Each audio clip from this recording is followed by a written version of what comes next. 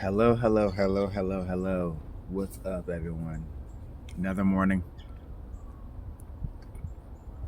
Mourning the death of the old you, mourning the death of the old system, mourning the death of good Saturday morning cartoons, and mourning the death of actually, who knows that we actually had real functioning on high vibrational level adults. It seems that the common adult is so gone that I think most of them could really go to insane asylums and or be committed into places because some of the things that some adults have that are well into very low demonic activities. It's by way of manipulation in order for you to destroy yourself. And then then that person takes all the empathy. They get all the rewards of people consoling them. I think we're starting to understand this is a common practice of many low vibration adults. And then when I'm talking about low vibration adults that are committing atrocities secretly, covertly,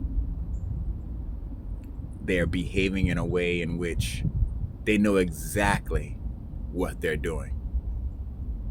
And they've been doing it their entire lives. They know exactly what they're doing. I'm gonna give a shout out to just the one person or two people that are watching my videos. Blessings. This is the email in which I had 600 plus subscribers on this particular my first channel. But after finding out that I had monitoring spirits, and it seems that some of us that go through certain awakening processes are covertly attacked. And we're attacked by our own. We're attacked by businesses.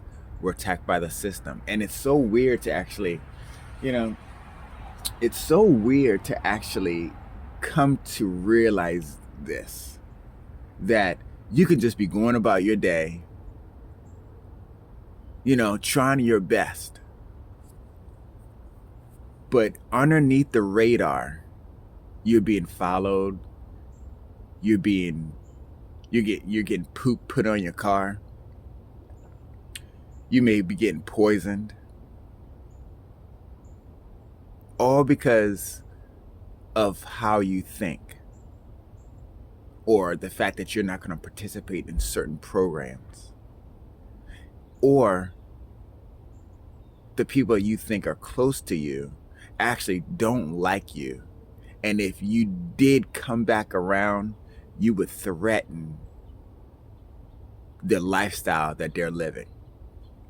It's as if it's like they'll stop at nothing in order to stop you from putting eyes on their stuff. And it's hard to imagine what that actually means. It really is. It's hard to imagine that.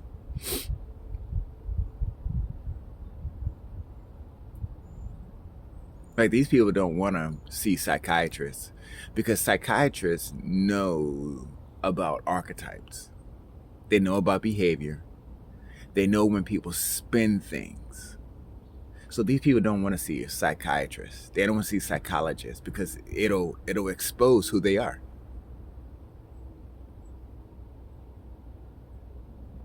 It's very quite amazing to see. But you know what? In the situations that a lot of us are facing, unsurmountable odds that if you do make it, I was watching this one video about this one. It was it was a beauty pageant winner, and she started going through this horrendous torture from people that she knew, her own family, her business, and she ended up committing suicide. She ended up taking her own life herself